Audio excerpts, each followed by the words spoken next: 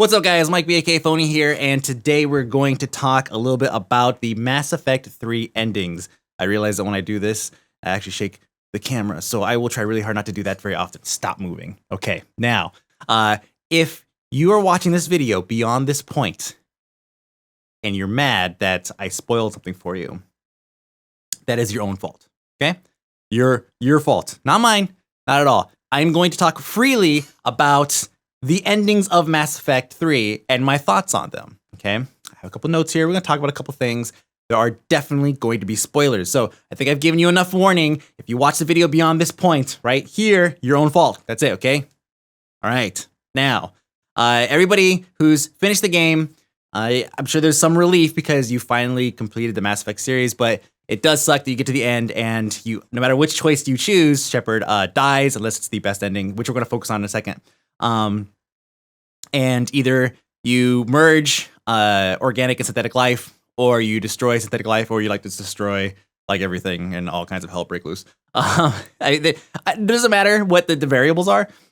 They are all like kind of iffy as far as what they, as far as everything you've worked up to this point. Now it's like, wow, that kind of sucks that this is the way, you know, that it ends.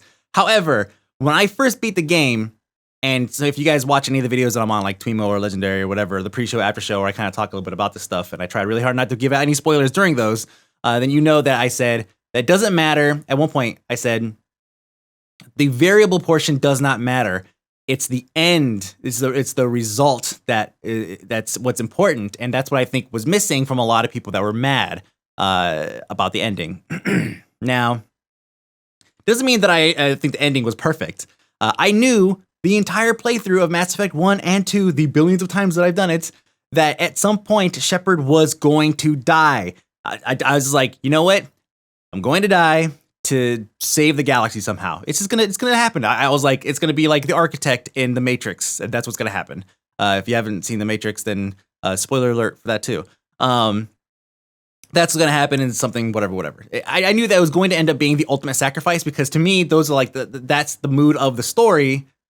And Shepard even said the entire time, he was like, I need people who are willing to give up their life to save the galaxy. That was like his mantra, like that was his thing.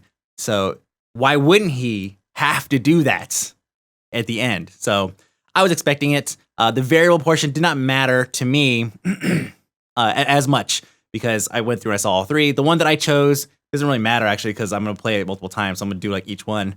I think the one that matters the most is the best ending.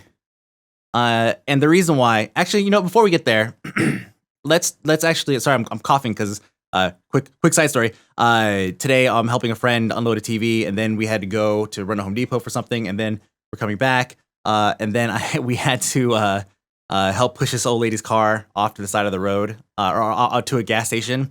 And I'm not in shape, so ever since then I've been like coughing like an idiot. It's my body telling me I need to get in better shape. Anyways, so going back to the actual endings, you destroy the mass relays no matter what. No matter which ending you choose, you destroy the mass relays. And I thought that was kind of dumb. Only because I had just played the Arrival DLC, like, for like the fifth time, probably about 2 weeks prior to Mass Effect 3 launching. And so that story was fresh in my mind. The Batarian system was destroyed, okay? It was wiped out. Why? Because we destroyed a Mass Effect relay. So, or a mass relay. So we destroyed the relays, and the system that's in the surrounding area is destroyed. So if we destroyed all of the relays, then doesn't that mean all the systems are destroyed? So that is something that's a bit of an interesting plot hole, and it's such an obvious plot hole. It's such an obvious plot hole that I can't get around that. Now, I've read some people saying, oh, well, maybe that's different. You hurtled a giant asteroid at the relay, and so clearly throwing something at something causes a larger explosion than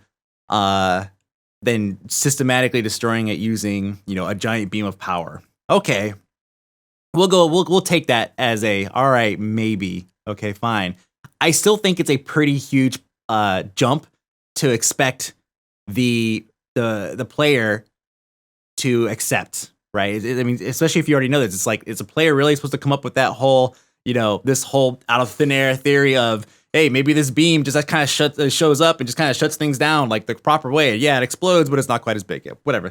A bit of a jump, in my opinion. Now, there's the moment where you're running towards the teleporter, right? The thing that's going to shoot you up into the Citadel because the Citadel is closed. You're running over there, and you get Harbinger shows up. And they make a big deal out of it, right? Like they kind of do a slow zoom in. He kind of lands. He's all like, right, flexing on you and stuff.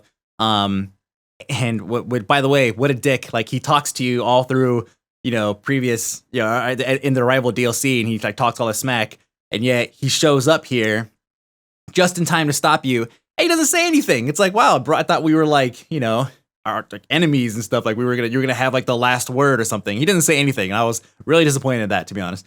So he starts firing his lasers all over the place. You're running up. Excellent scene. I actually thought all of those action scenes were amazing. So you're running towards the beam, and then no matter what you do, you're going to get hit.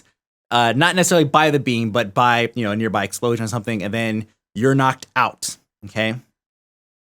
From this point on, I believe that that is all not real. That's all fake, right? And the only reason why I say that is because I watched somebody actually uploaded the best ending of the of Mass Effect is when you have 5,000 plus resources or whatever.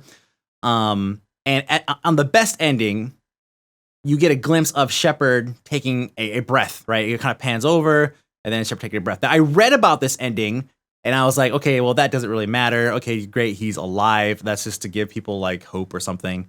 So I didn't think anything of it. After watching the video, it actually kind of opened my eyes a bit more, because in the video itself, which you have to go and watch and go find it somewhere else, just YouTube it, best ending Mass Effect 3.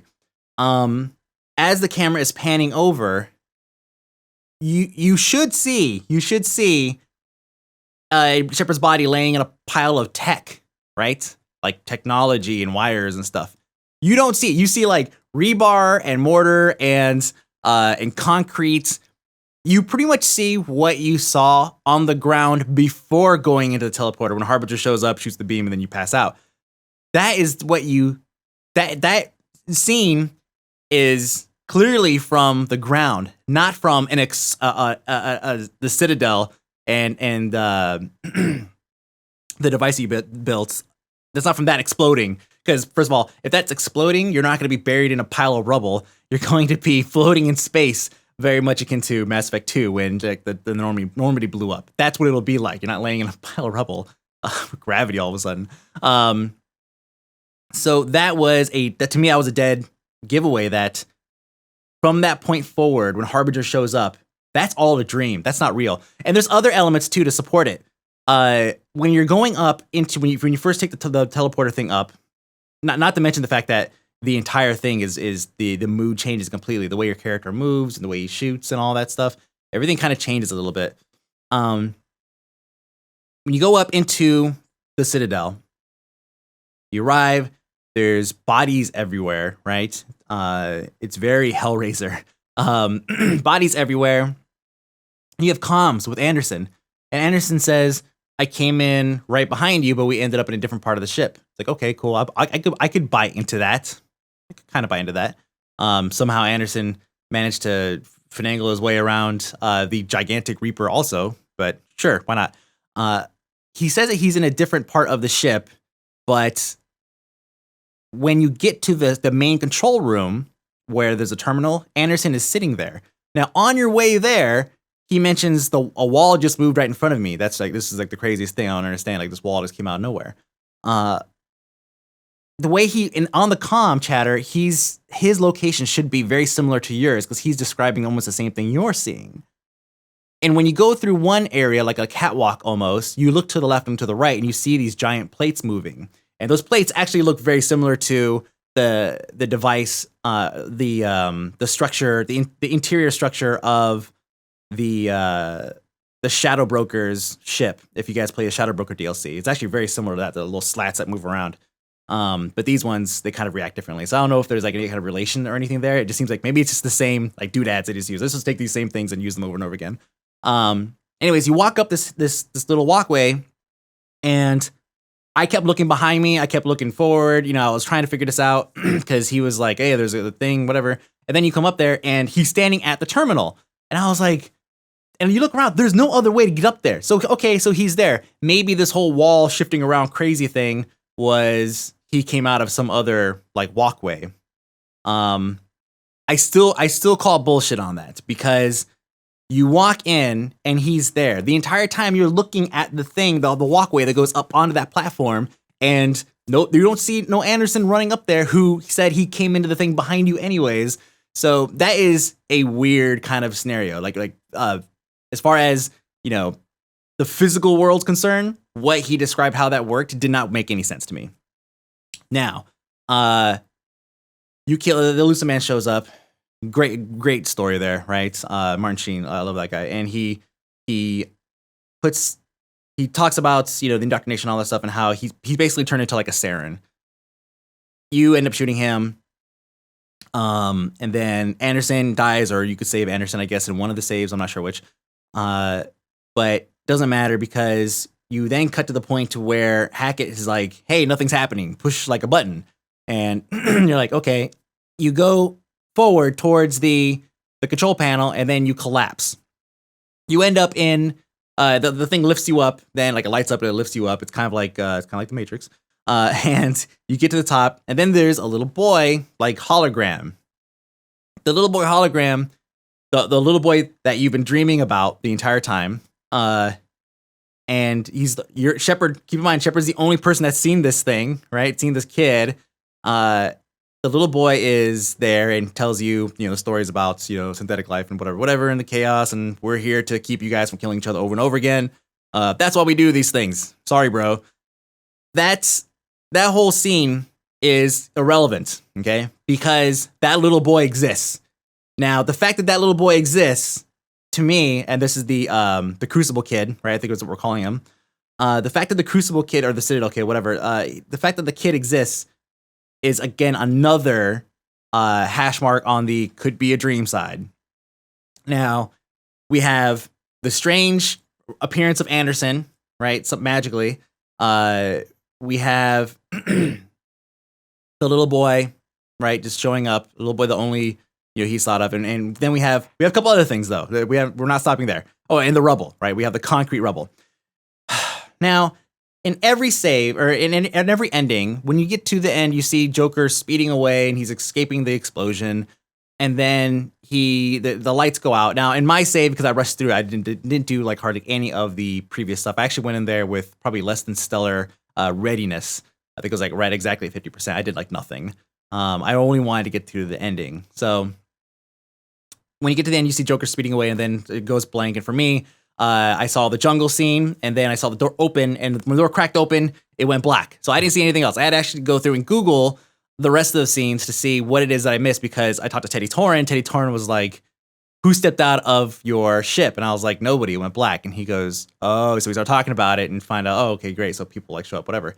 Now, if you chose to eliminate all synthetics, especially you're a dick, first of all, especially after you just like saved like the Geth and all that stuff. You're probably a huge ass. But irrelevant again. If you chose to destroy all synthetic life, and then you go to the very end and you see the Joker's chase scene, and then they crash, the door opens up, and then you see Joker and Edie walk out. There is something very wrong with that. Joker and Edie should not be walking out of that ship if the explosion eradicated all synthetic life. The little boy didn't say this is going to eradicate all synthetic life unless you just happen to be hauling ass just in front of the pulse that I'm about to unleash on the entire universe. If you're there, then you might actually have a chance. He said all, okay? So that either that is a huge plot hole and a bug or something, or that's again another tick mark over here in the it's probably a dream or some kind of hallucination. Then the last part after the credits, you have a little boy talking to like his grandfather, and his grandfather is like, and that is a story of Commander Shepard, whatever. And it kind of insinuates that this was a legend that's been handed down. And his boy's like, well, tell me another story. And he's like, okay, well, maybe one more. And then it goes black. Like all of these like, okay, well, black, right? All of these like cliffhanger type endings at the end of this game. So we have so much ammo in this is probably a hallucination department. And it's the only one that kind of makes the most sense. I mean, you could actually go in there fighting, like going down that runway, trying to get to the teleporter with people that show up on Joker's ship later. I mean, did they do like the whole, yeah, Commander Shepard, let's go get him? I don't think so. I'm pretty sure that probably didn't happen. Another hash mark right over here in the probably a dream section. So I want to leave this to you guys because I haven't had a chance to go through and play it a second time. I've only been thinking about it nonstop for the past couple days. It's been, again, very, very hectic. I read a couple things on Reddit, Mass Effect Reddit. I try to go to the Bioware forums, but that's a huge mess. So just go to r/Mass Effect to seriously to get like all of the top level Bioware or Mass Effect news, in my opinion, and opinions. Take everything with a grain of salt, though, because some people may not agree with your opinion on the ending, and that's kind of like mine. I think that Shepard died. That's what it takes to save the galaxy. It sucks that half the people died, but I don't think that's the real ending. I think the whole thing was just a dream. So it's up to you guys now. I want you guys to see if you could tear this apart somehow. I would love to be proved wrong on this, and I want to know if you guys could punch holes in my theory. And also, this is actually probably the most important thing. If they were to release a DLC that was what really happened on Earth after Shepard got knocked out, because remember, in the best ending, you see him breathe in a pile of concrete, not pile of tech, not pile of Citadel,